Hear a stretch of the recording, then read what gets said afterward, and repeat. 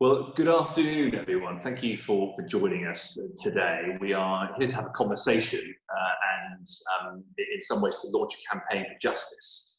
The theme of our conversation this afternoon is the actions which have been taking place in Saudi Arabia and in the site earmarked by the Saudi government for the NEOM mega project. I suspect most of you who tuned in to talk with us this afternoon to listen probably already know a little bit about NEOM, but for those of you who perhaps aren't that familiar with it, NEOM is a huge grand projet, one of the more recent ideas of the Saudi regime. It is a project on what is described by the Saudi government as virgin territory, and we'll come back to that in a few minutes' time, but on apparently virgin territory to build an enormous city from scratch.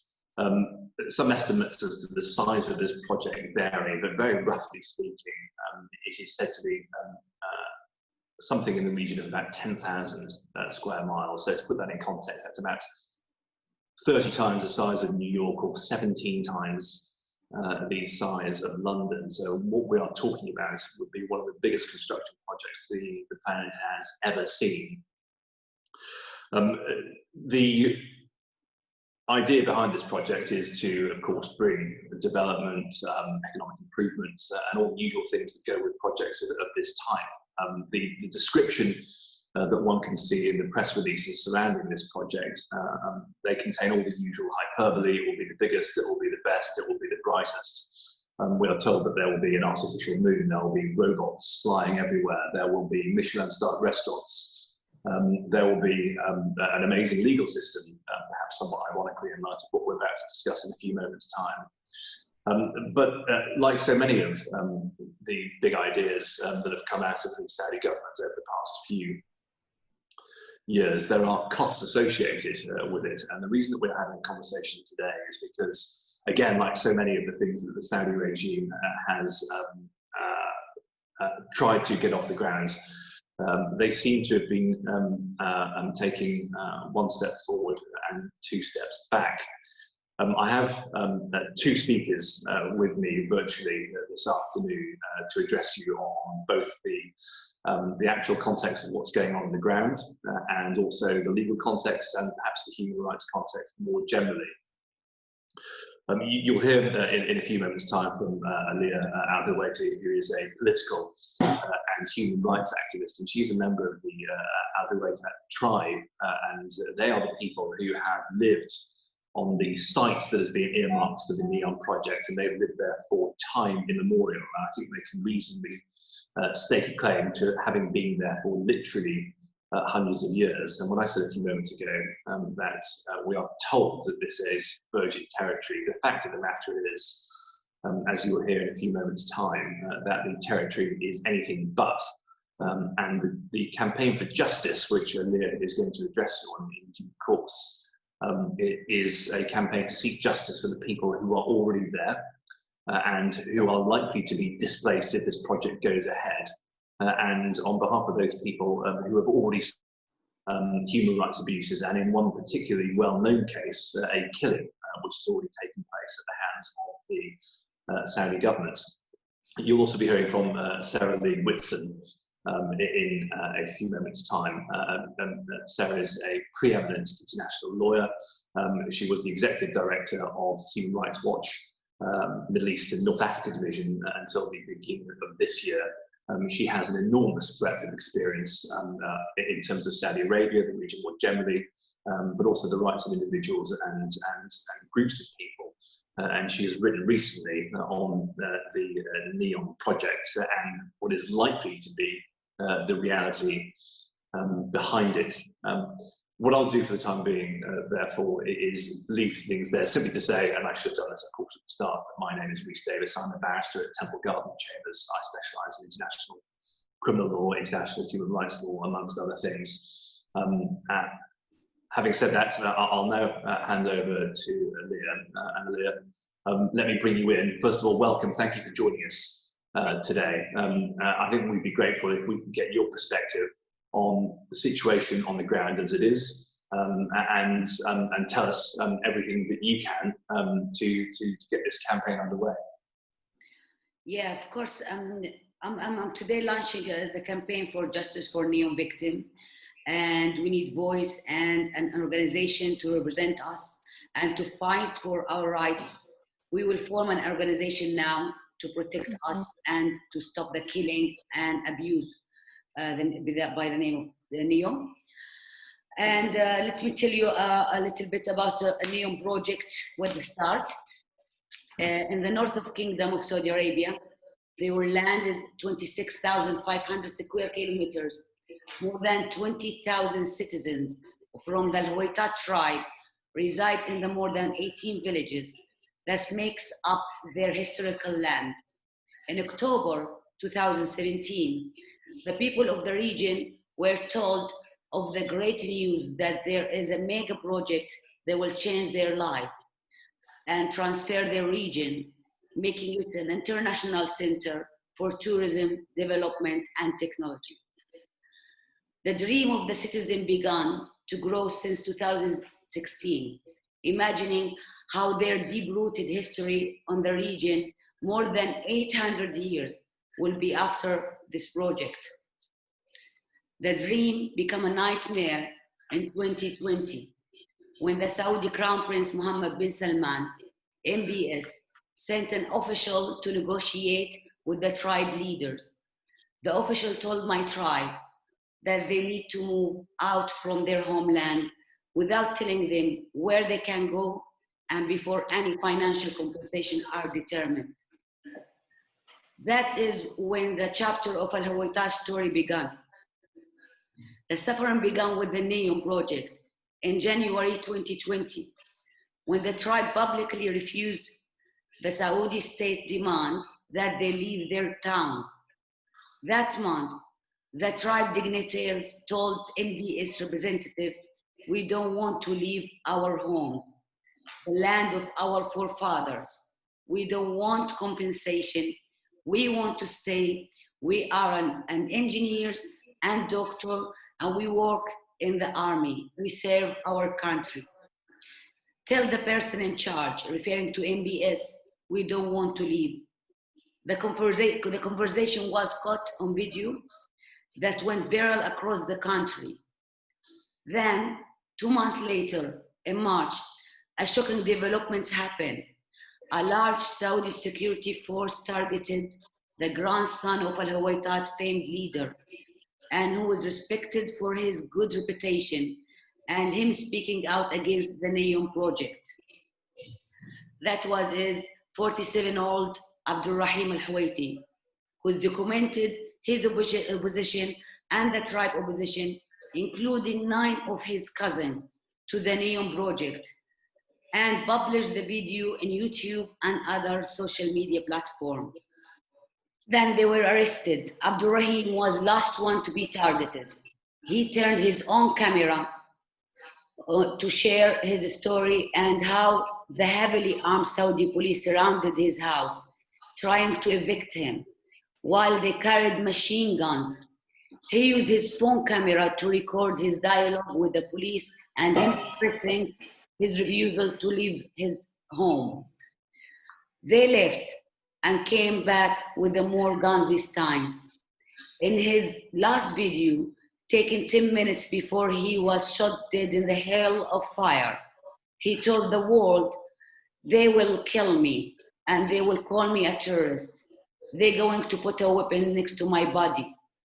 Abdulrahim was extremely smart in how he documented his last hour and used his eloquence and poetic ability to recite his own poem to mark his own murder by Saudi security. Abdulrahim told us that they will kill him to make an example of him, to scare the tribe's majority, because he was their voice. They did not kill Abdulrahim because he refused to leave, but because they wanted to send him a message to everyone who refused to give up their home. For nearly a month after killing Abdul Rahim, Saudi military police kept roaming the street across the region. The military police kidnapped 10 years old child because he wrote on the wall, "We will not leave." His brothers, uncles were kidnapped, and they are also imprisoned. Others were arrested for the asking about the compensation for their homes. So the last updated is a couple of weeks ago, they arrested also 4 people from Al Hawaita tribe because they were asking about the compensation they're gonna get if they want to give up their home. That's all what I can tell you about the last updated from there. Well, thanks, Alia. That's a great introduction and great overview, and it gives us a real flavour of what's been going on. Let me ask you this: you want to bring a campaign for justice for your people. You want to build an organisation to do that. You know that this is an enormous commercial project that the Saudi government wants to institute. They will be bringing in partners business partners from all around the world. What would you say to those people who might be tempted to get involved in the business, the infrastructure, the developments? What's your message to those people around the world who might be tempted to become involved with this? Of course, we try to raise awareness about NEOM project, and we urge you, for the investor of NEOMs, we urge you to stop building in our blood, in our bones. We urge you to not invest in this stolen land. We urge you to not to develop your city from terrorizing us. We urge you to take what is ours from us by force now. We will turn it in through the international turbulence. So we're gonna fight for land. We're gonna try to raise our voices to let all the world hear us. The investors, they must know that it is stolen land. They're gonna build in our blood and bones, and that stolen land is not right. It couldn't be right. By the law, this is not right. I understand. Alia, can I ask you to wait there for a moment? And Sarah, can I bring you in? Sarah, before I begin, let me say it wouldn't be a Zoom call nowadays without someone in the background walking past for a few seconds. Sarah, you are immensely knowledgeable in this field. You know about not only the way that Saudi Arabia conducts its business, but also the way that the NEOM project has already begun to start up. And I think you've written on it very recently. What is it about the way that this is being conducted that is so wrong? And why do we seem to be seeing the same patterns over and again by the Saudi regime? I think the small problem, or the micro problem with respect to NEOM, is that the government wants the land without the people. And I think the way it reflects in the macro, in terms of Saudi Arabia, is that the government has no respect or regard for its own citizens. It wants to build a futuristic city in Saudi Arabia, but it doesn't want any Saudis in it. It certainly doesn't want the people of Hawitat tribe in it. And it's really treating them like disposable objects that can be discarded and moved around at will. And this, again, is very reflective of the Saudi government's attitude towards its population. The leadership in Saudi Arabia, Crown Prince Mohammed bin Salman, doesn't seem to believe that his own citizens are the people he should be consulting with in terms of building this, potentially amazing project in his country. He doesn't have a problem taking advice and consulting with American consultants and lawyers and journalists and paying them probably tens of millions of dollars for their advice. But he won't even sit and talk to hear about the needs and wishes and dreams and hopes of his own citizens. And specifically with respect to the Hawitat tribe, I think from the beginning, the Khoitat tribe did not say that they're opposed to the project. I think that many of the community have said that they are eager for development and very much want to be a part of it. What they object to is being kicked out of their homeland, pushed out without consultation, without any discussion as to compensation, and without any notion of inclusivity. You know, it's 2020. Every government and every business in the world understands the importance of inclusivity. If you don't include the stakeholders, if you don't include the community that's affected, your project is not going to succeed. And what we're seeing now should be a very clear message to investors that because of the way the Saudi government is approaching this, you know, a bull in a china shop, its investments, their investments will be at risk because things are not going to go as planned if the Saudi citizens are ignored. Is the reality, therefore, then, that because of the way this has come off the ground, the fact that we're already seeing at the very first stage that something looks like forced displacement of people, it's a land grab on the face of things, do you think that that's going to lead to, first of all, international legal interventions in order to secure the rights of the people that are there already, and or a scaring of investors because they can see on the face of it that there are significant human rights abuses taking place from the start? I think, you know, certainly one would hope that the Saudi government will see the red flags, the warning signs, the trouble caused by their killing of Mr. Khoitat, to understand that all is not well. I mean, there's still a great opportunity, a great chance for the government to fix what they've done wrong, to consult with the members of the tribe, and to find a way to have an inclusive development program. If they choose not to do that, then certainly there are going to be efforts at international action, and certainly the consequences of the government's intransigence will be potentially scaring off investors.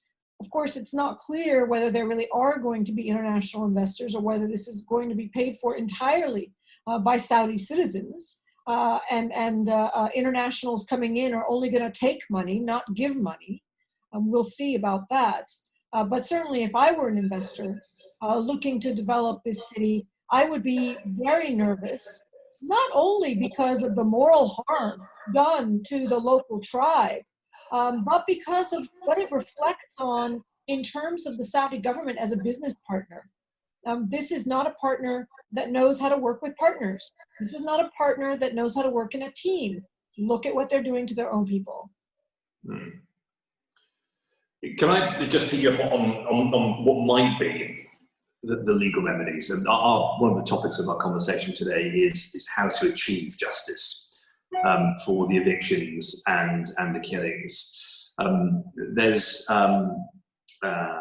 isn't a conflict situation. This is an internal situation in which the Saudi government will undoubtedly say that they have a right to take lawful steps in order to clear the land, in order to develop for the economic prosperity of their country and of the region. Can you point to what might be the sorts of remedies for the people who are there already in international law? Well, unfortunately, the remedies in an international court are likely to be limited. I don't really know if there are remedies in, for example, the International Court of Justice. But certainly there are international legal standards governing the forced displacement of a population, as well as governing the manner in which a government may expropriate land from a community and the steps that it should take. Certainly this will be and should be a matter of interest to the Special Rapporteur on forced displacement that has looked at situations of so-called property development around the world that has breached the rights of native populations, local communities. And there are certainly complaints to be made at the Human Rights Council about the Saudi government's breach of these very basic international obligations with respect to how you conduct this sort of a development plan in the face of the presence of a local population.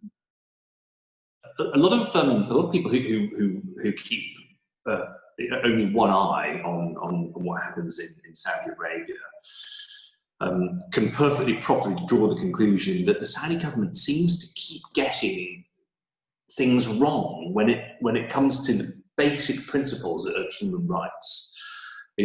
Just over the last 18 months, 2 years, of course, we have one of the most infamous international incidents over the last few decades, the Khashoggi killing. We know about the detention of campaigners for women's rights, driving things of that nature. What we're seeing now, what appears to be another blunder. When I say blunder, I don't want to minimise the tragedy of death and displacement. But looking at this from the helicopter level, what's your instinct as to why they're getting it so wrong? Is it because they don't care? Is it because they simply can't communicate? Is it because they want to get this right, but somehow they're just not engaging properly? Why do we keep seeing these sorts of blunders? And again, when I say blunders, I don't minimise the impact upon the individuals concerned, but it's right to look at this, I think, as an overview to see what's happening with the Saudi regime and why they keep getting these things so spectacularly wrong. Well, I think in talking about the Saudi government, we have to be honest that we're really talking about one key decision maker, and that's Mohammed bin Salman. And I say that because it is really the heart of the problem of why what we don't have in Saudi Arabia right now is a system of checks and balances and institutions that are capable of giving leaders, policymakers advice, having transparent discussions, having systems and processes in place that would allow a government to check itself, to say, you know what, sure, we want to see Khashoggi dead, but it might not be a good idea. There is nobody inside the Saudi government now who is able to say to Mohammed bin Salman, this is a really bad idea. When you couple that reality with the inexperience of Mohammed bin Salman, with the fact that he clearly lacks any basic values that would underpin responsible leadership, a sense of responsibility that he is a servant of his people, and unfortunately seeing himself only as the boss of his people, only as the king of his people, you find the arrogance, the inexperience, and the lack of values without any check on his power, resulting in the catastrophes that we're seeing today. On the one hand, the benefit of MBS having so much absolute power is that he can implement change, so-called change by decree. He could announce overnight that women have the right to drive. So when it's a good thing, it can be a good thing. Unfortunately, more often than not, it's a very bad thing.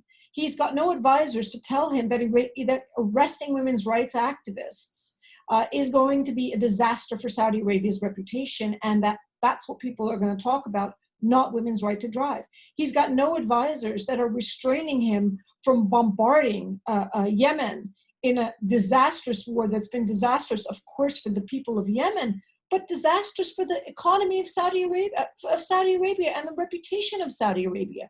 He has single-handedly caused more damage to his country, to his people, to his government, than any Saudi leader that preceded him.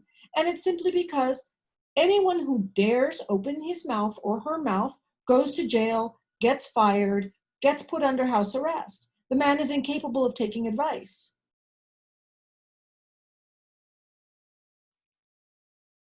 Sorry, I was on mute there. He seems to be startling naive in his relations, both, as you pointed out, internally with his people. He sees himself as an absolute ruler, and he's not concerned necessarily with being the servant. But it also seems to me that he routinely underestimates the upset and revulsion, indeed, that his actions cause across the world. Now, one of the features of NEOM is that it is this global mega city, all nations, a special legal system. It will be in Saudi Arabia, but apart from Saudi Arabia. And that will, of course, necessitate not only international investment, but also an enormous degree of international involvement in the design, planning, building, and then use of that city. Do you think, therefore, based on what you've said and the missteps that the government and MBS have made over the last 2 years, that it's going to be increasingly difficult to get all those people on board? And one of the things I'd like you to consider when you answer that is, if one looks at the board of NEOM, both the executive board and the non-executive board, they've got some very impressive people on there. Should those people be questioning themselves and saying, actually, we really shouldn't be involved in this because of the way that this is likely to unfold, and because Alia has very vividly described the fact this has been built on the blood and the bones of the people who have been displaced? Well, absolutely they should, and they should do so not only because of the volatility and risk involved in pursuing this sort of a project in Saudi Arabia, not only because of the moral hazards involved in working on a project where companies and investors will be failing to meet their own human rights responsibilities under the UN guiding principles for businesses to consider their contribution to human rights abuses, and they're benefiting, they're taking advantage of human rights abuses of their Saudi partners. But they also have to do it and should consider twice, 3 times, and be very skeptical in light of their own fiduciary duty to their shareholders, to be aware of risks and to avoid risks that will expose their shareholders, their companies, their investors to reputational harm and financial risk. The standard for corporate leaders, the fiduciary standard, is not only what they knew, but what they should have known. And what we are very clearly telling them is that you should know, we are telling you these are the warning signs, and you are potentially breaching your fiduciary duty to your shareholders if you ignore these risks. And if there is an inevitable blunder, and which we've seen time and again, not just in the human rights space, of course, but the back steps we've seen on the Aramco transaction, which failed to have any measure of transparency that would allow it to be listed on a Western exchange.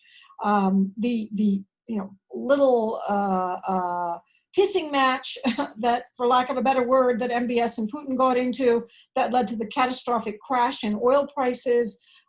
This is who you're dealing with, and you cannot come back and tell your shareholders that you didn't know. You've had every warning sign. It is, isn't it? It's the volatility of the situation which he continues to perpetuate. So can I ask you to just stay there for just one moment? If I can bring Alia in, and Alia, just let me ask you this. Hopefully your campaign and the organisation that you will set up will focus the eyes of the world on what's happening at the NEOM sites there and on the plight of your people.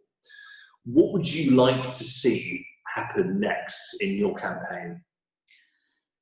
I would like to see that people, the investors of NEOM, they understand how it's risky to invest in our land, and at least give Al Huwaitat tribe a chance to be part of the project, to not kick them out of their land, to accept their existence there and accept their history there.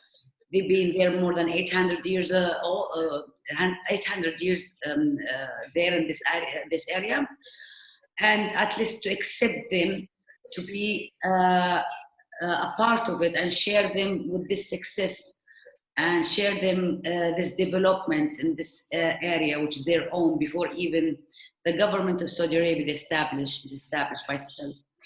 And this is the first thing, and I want them to be treated equally with any tourists coming from outside. I mean, they have to give them the rights to live there and enjoy the facilities there and enjoy the technology like anyone foreign coming from distance or from abroad. And if they accept that point, the other things we can discuss later. But at least we have to stop Al-Huwaitat, kick them out of their land. That's the first thing, and they stop damaging all the historical places there, and to not evacuate them from there. Yeah. There's obviously a lot of work to be done, and if one thing that we've seen from MBS over the the past few years is consistent. He is a strong-headed guy who doesn't like to either change his views or walk down. I suppose I would conclude with this observation. No one 3 or 4 months ago would have seen a world-stopping virus. No one necessarily would have predicted massive fluctuations in oil prices. And I suppose that one of the other things which anyone observing real estate generally, if we can boil it down to that, is that there's going to be an enormous shake-up in the way that people work. And one wonders to what extent investors are going to have an appetite for getting involved in a massive mega city costing $500 billion across 10,000 square miles. The recent killing of Abdul Rahim and the displacement of the Haiti people adds another layer of uncertainty, of course, but also lets the world see the reality of this project. And I hope, Alia, that you are successful in drawing attention to the plight of your people. Can I draw things to a close and say thank you very much, Alia, for letting us know what's going on. Good luck with your campaign and your organisation. Thank you very much for joining us and taking part and giving us these amazing insights. And also finally, thank you very much for people watching us this afternoon. It is an important topic of conversation. Hopefully we can keep the conversation going. That's it from me. Thank you very much and good afternoon. Thank you. Thank you.